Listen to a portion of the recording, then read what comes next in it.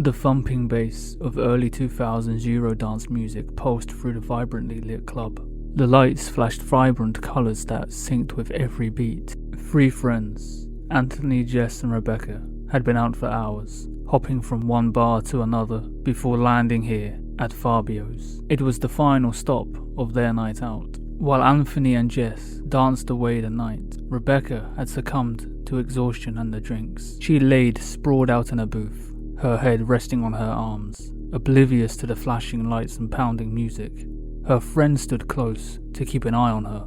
Anthony looked over at the booth and realized that Rebecca had fallen asleep. "We should check on Rebecca," Anthony shouted over the music, pointing over at the booth, his voice barely audible above the deafening beats. Jess stopped swaying and looked over. They waved through a few people, dodging drinks and dancers, until they reached her. Rebecca stirred, a little groggy. "Rebecca, wake up. We are taking you home now," Anthony said, shaking her shoulder gently. She squinted at him, still half asleep. Jess sat down beside her, placing a hand on her back and leg. What time is it?" she mumbled, rubbing her eyes. "Time to get you back home and in bed by the looks of it," Jess replied. "Oh no. I don't want to ruin the night. I'll be fine here," she said. "Don't be silly, Bex. You stay here. I'll go get the car," Anthony said, leaning in close. Now that would be a silly idea. However, Anthony wasn't much of a big drinker, so he was always the designated driver, so he would be good to drive. As he left the club, Jess tried waking Rebecca up more by getting her up and onto her feet, walking her out of the club's main area and out into the foyer to collect their coats. As they waited, there was some commotion in the men's bathroom. Some of the bouncers and staff and even medical personnel rushed in. The girls didn't think much of this. It was a usual night out. It's more often than not something unserious. "What's going on, Jess?" Rebecca drunkenly asked. "Probably just some fellas drunk too much, my love. Nothing for us to worry about anyway," she replied. They moved a few steps forward in line, and there was more commotion now. More bouncers and staff rushed into the club's main area as some of the patrons rushed out. Jess's phone pinged, and it was Anthony. "Are you girls ready yet? It's all kicking off again. Some crackhead even tried to attack me. I'll pick you up outside the entrance," he texted her. "Attacked? Are you okay?" she texted back, but no reply came. The two collected their belongings and headed towards the exit. As the girls were walking towards the door, the music in the background cut off, and the DJ came on the mic, asking people to stay calm. They just paid it no mind and headed onto the street. The street was filled with people and the muffled thudding of music. "Where's Anthony?" Rebecca asked in a drowsy tone. "I don't know, baby girl.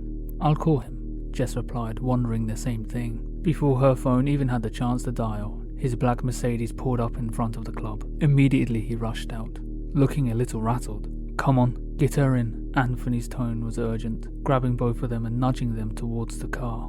"Wait, Anthony, hold on. Is everything alright?" Jess asked in a feisty tone, with a worried look as she pulled her arm away. This wasn't the playful Anthony she knew. Something was terribly wrong, but he wasn't talking.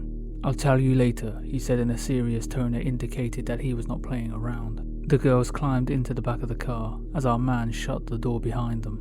At that very moment, the doors to the club burst open, and people began to rush out screaming, some covered in blood. Anthony took a deep breath and looked on with fear-stricken eyes and swallowed hard. He knew something bad was brewing and didn't hesitate a moment more. Anthony got back in the driver's seat, gripping the steering wheel hard, his hands sweaty. "Anthony, what the hell is going on?" Jess asked with frustration.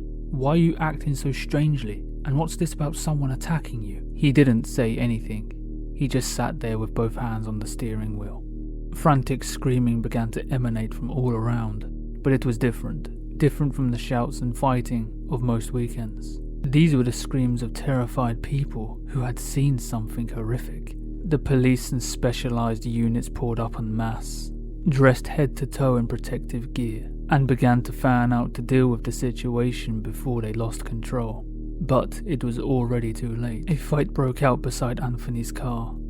Jess and Rebecca looked on in horror as a finely dressed man reluctantly, like he was fighting back unholy urges, lunged and tackled another clubgoer to the floor. There was something feral in his movements.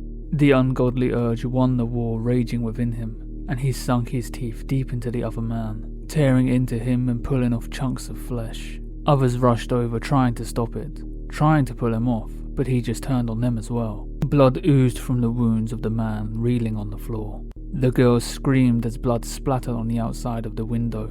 Anthony fired up the motor, revving his car before pulling off and speeding away down the street. As he drove, the scenes unfolding on the streets was getting worse. People were screaming and running in all directions. It was like a war zone. And there was something else, something horrifying. People were attacking each other, ripping and tearing pieces of meat like rabid animals. Copious amounts of blood was splattered across the pavements, and the sounds of chaos filled the city.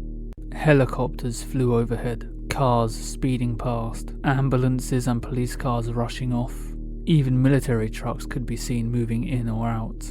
Rebecca sobered up a little, her eyes widened, terror seizing her as she tried to comprehend the nightmare unfolding. Jess gripped Rebecca's hand tightly, her knuckles white. "Anthony, slow down," they both said, multiple times as he was going well over the speed limit. Finally he broke his silence. "There is something happening. Something really, really bad. I saw. Just check your media. It's bloody madness." Jess and Rebecca glanced at their phones, scrolling through multiple videos of similar chaos erupting in other cities. "This is insane. This can't be real," Rebecca said in disbelief. Anthony piped up again. As I was heading back to the car, some strange fella came staggering towards me. At first I thought it was just some drunken buffoon who needed some help, but then he grabbed hold of my shirt. Then the crackhead tried to bite me. I just smacked him in the mouth, put him on his ass and thought nothing more of it. I walked off, laughing even. That's when I texted you. I heard some screams as I got to the car, and when I pulled out of the parking lot, I saw the same man, kneeling down on the pavement, hunched over some woman, ripping into her throat with his teeth. So yeah, it's real. The two girls sat there not saying a word. "And before you pass judgment, well, why didn't Anthony get out of the car and try to help?" "He did." "Oi," he called over. "Get off of her," he said as he ran over and kicked the guy in the back, and began beating him over the head. Other passers-by intervened as well, holding the crazed man down, while some called the police and ambulance. One fella took off his shirt and held it on her neck, but it was too late for the poor woman. The crazy man was still struggling on the floor, but Anthony managed to knock him out with a kick to the head. The woman came to, but she was in a daze and her pupils were dilated. She's still alive," the fellow who was holding the shirt on her neck said. "Just hang in there. Help is coming, they'll be here soon," he said to her. It sounded like the woman was trying to say something, but it was not discernible, getting mixed up with the gargling of blood. So the man leaned in closer, trying to hear exactly what it was she was saying. Without warning, she reached up with both hands and grabbing him by the head, pulling him in and taking a massive chunk out of his face. Anthony looked on, wide-eyed. He had seen death before. He was a soldier in the British Army for 7 years. He had taken lives and seen many terrible things, but nothing like this before. Deep down, he knew something bad was brewing. He started to step away slowly, back to his car, hopped in and drove off. No one said a word in response. For a very brief moment, Anthony took his eyes off the road, and in that moment, a man stepped out into the headlights. He was pale and covered in blood, his eyes vacant and dead. Both of the girls screamed for Anthony to watch out. Anthony slammed on the brakes, but it was too late. The car struck the man with a sickening thud, sending him flying over the hood and onto the pavement. The car jerked to a stop, and everyone was thrown forward, momentarily stunned. Jess shrieked, her voice breaking. A moment of silence settled in the car. We need to check on him," Rebecca said. Anthony's heart pounded in his chest. "I don't think that would be wise. What if he's...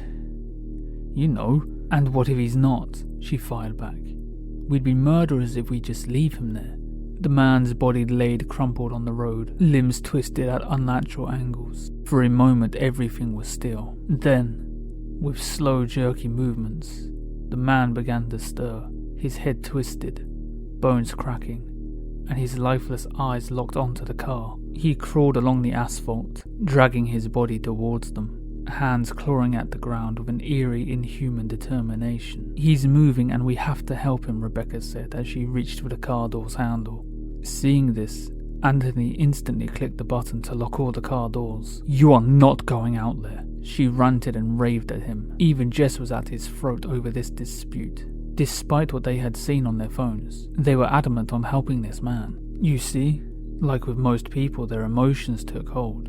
But our man didn't listen to their protests. He slammed the car into reverse, tires screeching as they sped backwards, away from the crawling figure. The man reached out, his hands scraping along the asphalt, but he was left behind as the car whipped around the corner and sped down a different route. After about 5 minutes or so, Anthony muttered, "We are almost there, just a little further."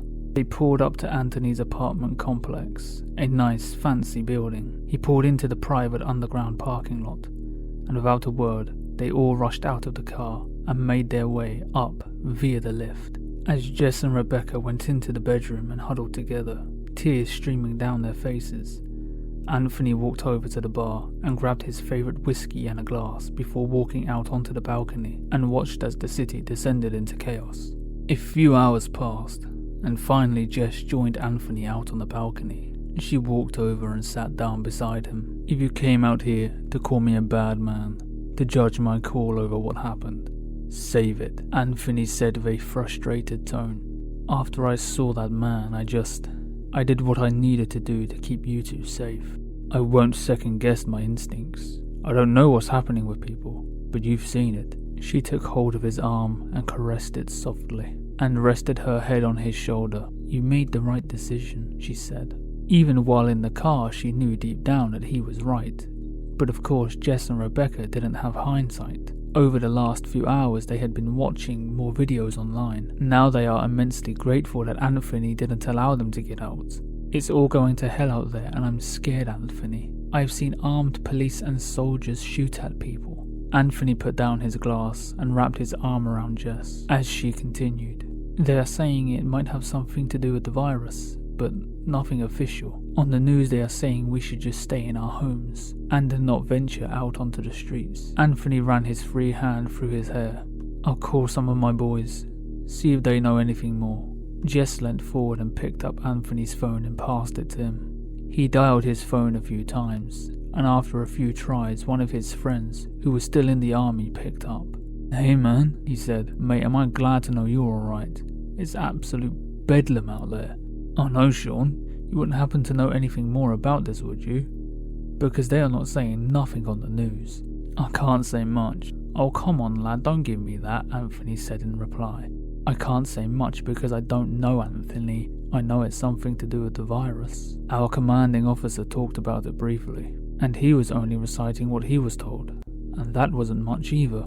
Supposedly, and you haven't heard this from me, the virus has mutated. They've distinguished it as stage 3. There was some commotion in the background as they were talking. The movement of soldiers and barking of orders. Look mate, I have to go. We've been told to move into London to maintain control.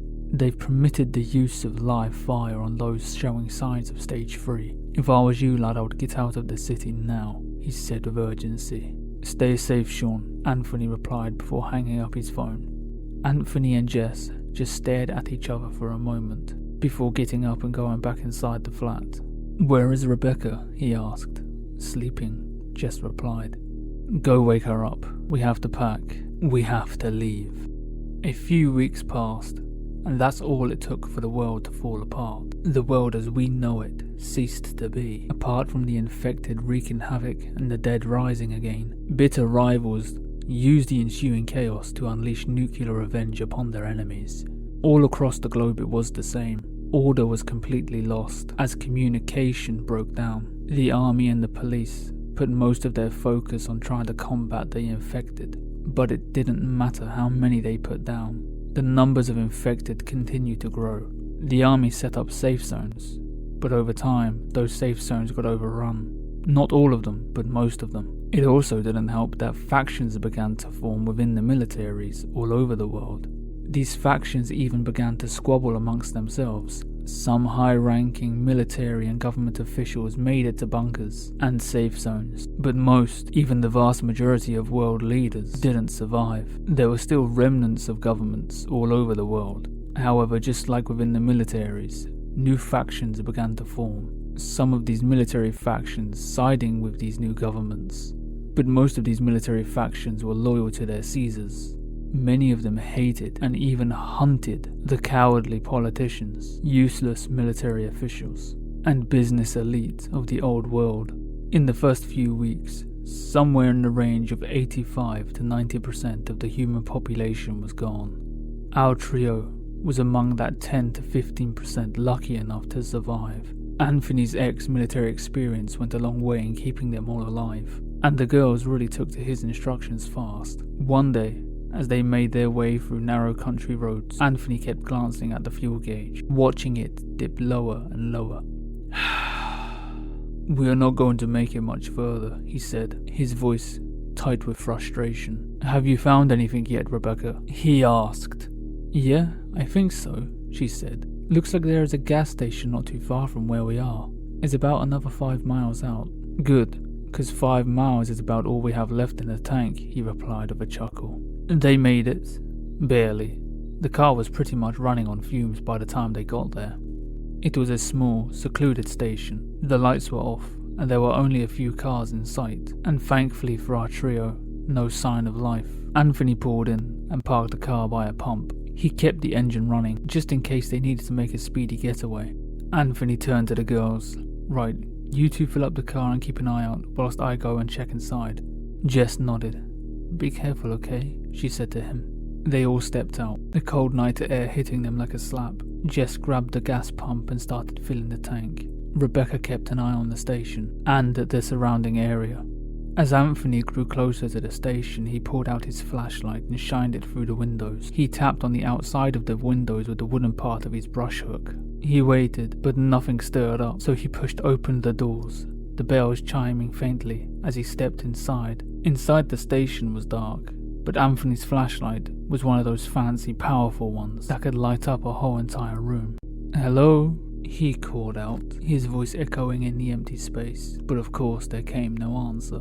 The place looked untouched. The shelves were still stacked with snacks, drinks and supplies. Anthony grabbed a canvas bag from behind the counter and started stuffing it with whatever he could find. Bottled water, bags of chips, canned food. He yawned heavily and rubbed his eyes as he read the labels and dates. You see, Anthony has not gotten a lot of sleep in the last 2 weeks, and that sleep deprivation was taking its toll on him, making him somewhat sloppy. He was still aware, but his senses were not as sharp as they usually are, and that's the dangerous thing in this chaotic world. Meanwhile, back at the car, Jess and Rebecca stood in silence. Jess was watching the pump as the numbers slowly ticked up. "It's beginning to get really cold," she said quietly. Rebecca nodded as she turned to look at Jess. "Yeah, we can't keep traveling. At this point we need to hunker down somewhere. Anthony has been talking about going north. He said something about his old squad were planning to meet up at an old fort up north," Jess replied immediately. Rebecca glanced at the station, squinting into the darkness. "What's taking him so long?" she said. A few moments later, Anthony emerged from the store with a big smile on his face as he carried a big bag stuffed with supplies. Relief washed over the girls until they saw something. A shadow moving behind him. Anthony would usually clear a store or a house to make sure there was no one inside, but again, that sleep deprivation had gotten to his mind, and he overlooked this crucial step. If he was with his old squad, it would have been completely different. Jess and Rebecca screamed out his name. He turned around, but it was too late. A gaunt man covered in blood lunged at him, snarling like a feral beast. It tackled Anthony to the ground, pinning him down with its weight. Anthony struggled, trying to keep the creature's snapping jaws away from his face, but it was relentless. Its teeth gnashed inches away from his skin. "Get off of me!" Anthony shouted, grappling with the undead. It was too close quarters to use his brush hook, so he frantically began to strike the undead man in the head with his fist, but it barely noticed as it continued to claw at his arms. And that's when it happened. The undead sank its teeth into his flesh. As Anthony couldn't keep him at bay anymore, he screamed in pain. With a surge of strength, he managed to push the undead off as the blood poured from his wound. Now that there was more range between them, he raised his brush hook, and in one clean swoop he almost decapitated the man. He stumbled away as the girls rushed over to him, their eyes wide as they stared at his wound. Nobody say a fucking thing. I know what this means, Anthony said, his blood boiling with rage. It turns out they wasn't alone at all. All that commotion stirred up other dormant dead. They began to manifest out of the darkness, barely visible. Jess threw open the door and Anthony dove in. He managed to slam it shut just as the dead slammed against it, snarling and clawing at the windows. "Go! Get out of here!" he yelled, his voice raw with pain. Jess didn't need to be told twice. She slammed on the accelerator, the car launching forward and tearing away from the gas station, leaving the dead behind. "Oh my God, Anthony!" Rebecca cried, climbing over the seat to get to him. Blood gushing from his arm. The bite wound was deep and ragged. "How do we stop the bleeding?" she said. Just stay calm," Anthony ordered in a commanding tone, trying to stay on top of the situation like a good soldier does. "Rebecca, pass me that damn med bag." Rebecca dove into one of the backpacks in the back seat and produced a small medical kit, packed full of bandages and sewing kits, and passed it to Anthony. He dug through the small med kit, pulling out blood-clotting powder and bandages. He poured on the powder and stuffed the wound as best he could to try and stop the bleeding. "Jess, slow down," he barked. "We are out of danger now." Jess eased off the gas pedal. She was on edge, nervous and worried for Anthony. She didn't even realize how fast she was going. Her eyes kept flicking from Anthony to the road. "I saw reports of people getting bit and they didn't turn," Jess said frantically. "Yeah, I saw them too," he said, "but I'm not counting on being so lucky." Anthony rested his head back against the seat, his vision blurring. The pain was excruciating, every heartbeat sending fresh waves of agony through his arm. "You girls need to be strong. You know what you have to do," he said, gritting his teeth. "If I turn..." "Don't speak like that," Rebecca said, with tears running down her cheeks. "If I turn, you girls have to be ready to put me down. I'll tell you right now, neither of those two girls had it in them to put Anthony down." Anthony began to feel very weak, and his eyes began to close. "Stay with me, Ant. You're going to be okay," Rebecca said, trying to keep Anthony awake. But his strength was failing fast, his vision narrowing to a pinhole. He could feel the edges of consciousness slipping away. Jess glanced over, her face etched with terror. "Anthony, stay awake. You hear me?" But he didn't answer. And then, as if a switch had been flipped, his head slumped to the side, and he had passed out. The car was filled with the sounds of Rebecca's sobs and Jess's heavy breathing. Rebecca wiped the tears from her cheeks. "We need to find help, Jess." Jess bit her lip and swallowed hard. "I know. I just don't know where to go. It's not like we can just walk into an A&E anymore. We keep driving and maybe we will find something." The early morning light began to creep over the sky as they drove. At this point, they had been driving for a few hours, desperately trying to find a place to stay. The road stretched on, a long, unwinding strip of black asphalt. As they rounded a bend, the headlights illuminated a figure standing by the side of a road. It was a woman holding a baby that was covered in a dirty old blanket. She was waving desperately, trying to get their attention. "Jess, stop the car. We need to help that woman," Rebecca whispered. Jessica hesitated, her instincts screaming at her to keep going, but the sight of the woman and the baby, all alone and helpless on the empty road, pulled at her heartstrings, and against her better judgment, she slowed the car down, finally coming to a stop just a few meters away from the woman. Rebecca rolled down the windows and called out, "Do you need help?" The woman nodded, tears streaming down her face. "Please," she said, "it's my baby. We've been out here for days. Please, we just need a ride." Jess glanced back at Rebecca. "I don't know, Rebecca. Something just doesn't feel right. And plus we have Anthony to worry about. He is our main priority. We can't just leave her here. She has a baby, and maybe she can help us." Jess sighed and told Rebecca to wave the woman over. As the woman got closer, that feeling in the pit of Jess's stomach grew more and more. She was ready to bolt at any moment. The woman opened the car door. The woman didn't notice that Anthony was injured as the girls had covered him with a blanket to keep him warm. "Thank you," she said. "We can take you somewhere safe," Rebecca replied. Before she could finish her sentence, there was rustling from the bushes on the side of the road, on the opposite side of where the woman was standing. In an instant, everything had gone to hell. Jess went to step on the gas, but one of the men fired his shotgun, the buckshot hitting the car and the windscreen, narrowly missing her and Anthony.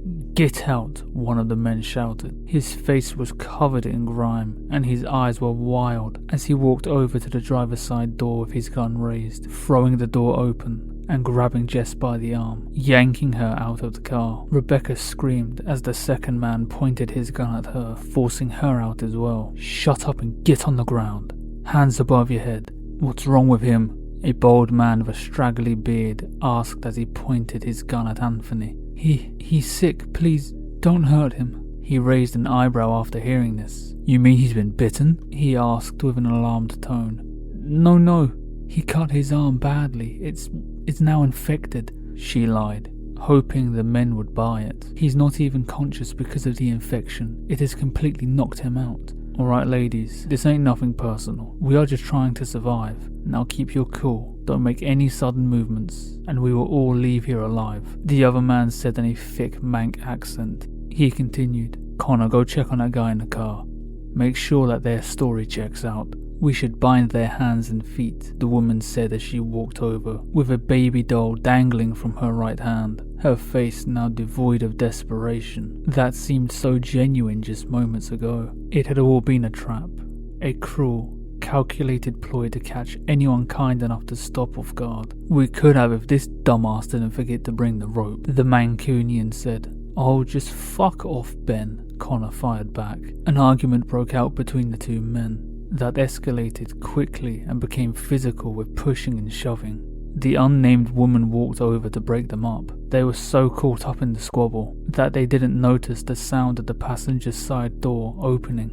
Neither did Jess or Rebecca. The woman managed to calm the men down, who then turned their attention back to the girls, whilst still arguing. As Ben began to speak to the girls again, that's when Rebecca and Jess saw him staggering towards the men. Both Jess's and Rebecca's hearts dropped. "Anthony," Jess muttered, but of course Anthony didn't respond. He just moved with a jerky and deliberate slowness. In his right hand, he gripped his knife that he had taken from the apartment. The two men were completely taken off guard as he drove his knife into Ben's neck. The man let out a choked scream, his gun firing wildly into the night. A deafening shot rang out, followed by a horrible silence. Jess and Rebecca saw their chance and rose to their feet. As they did, the woman pulled a gun and a shot rang out. Jess clutched at her chest as a dark spot blossomed on her shirt. She crumpled to the floor, her body convulsing as she struggled for air. Rebecca screamed, rushing to her side, her hands trembling as she pressed against the wound. She screamed out her name as she sobbed, trying to stop the bleeding, but it was of no use. Jess's breathing was labored, her eyes wide and glassy. Jess's voice was barely a whisper, her lips trembling. "Becca," she said, "run. Just run," she said in between coughing up blood, and just like that, she was gone. All this carnage, all this mayhem could have been avoided, but one little mistake was the catalyst for this unfortunate event. Anthony, who was still half conscious, as the virus hadn't fully taken over yet, turned his attention to the second man, the one named Connor. The man fired his gun, but he missed, and he didn't have time to reload, as he was carrying a double-barrel shotgun. Anthony was on him in a second, and he was relentless, lunging at him with his knife. They grappled, rolling around on the ground, in a violent struggle for survival. Anthony was turning more animalistic by the minute, driven by pure rage, especially as he looked over and saw Jess lying dead on the ground. He plunged the knife, again and again, deep into the man's chest, his movements frenzied until Connor lay still beneath him. He then turned his attention to the woman, who was standing there terrified, the gun still in her hand. He pounced on her, ripping into her throat with his teeth. Rebecca watched horrified as Anthony stood up, blood splattered across his face, his eyes filled with bloodlust. "Anthony," she whispered, backing away slowly. Anthony's head snapped in her direction. He was still there, still in control, at least for now, but he was losing the fight within him, and the virus was taking over. He took a step towards her, knife still clutched in his hand. Rebecca stumbled, realizing with a jolt of terror that the infection was taking hold. "Anthony, please, it's me," she cried. "Leave now, Rebecca. I don't know how long I can fight this off." She sprinted towards the car, her heart hammering in her chest. She threw herself into the driver's seat. Slamming the door shut behind her, she looked in the rearview mirror to see Anthony standing there, looking over Jess. She twisted the keys, and the car's engine roared to life, and she hit the gas, the car jerking forward as Anthony's figure disappeared into the darkness behind her. She drove blindly, tears blurring her vision, her mind completely numb from shock and grief. The road stretched on before her. Jess was gone. Anthony was lost to whatever horror had infected him, and Rebecca was now all alone.